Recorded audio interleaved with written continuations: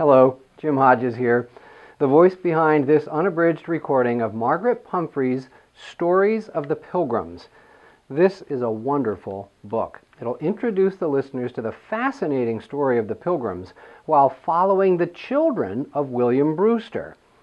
The thing that amazed me most about this book was how incredibly thorough it was, while at the same time being very elementary.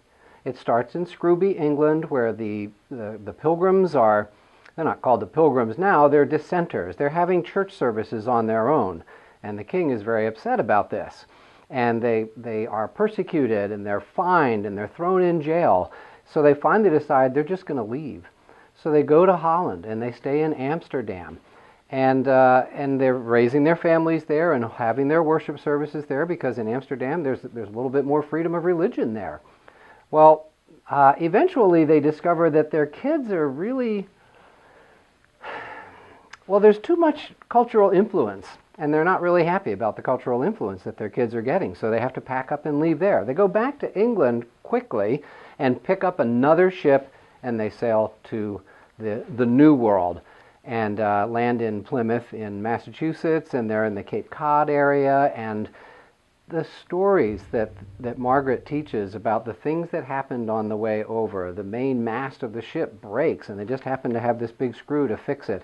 A young boy who's kind of a wild one falls overboard and just happens to grab the one rope that is hanging over the edge of the ship. Nobody dies on the way over.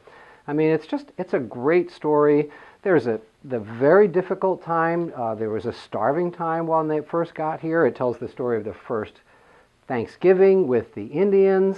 Anyway, it's very, very thorough, but it tells it at a very elementary level. I learned stuff about the Pilgrims' travels to the New World when I read this book. And I consider myself to be pretty well educated on early American history, but I still learn new things. I've got families who tell me that listening to this recording has become a part of their annual Thanksgiving celebration, which was really kind of gratifying to me.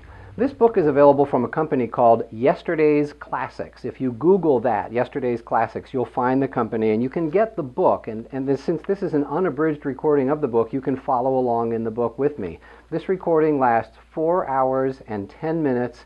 It's a great story. I think you'll like it.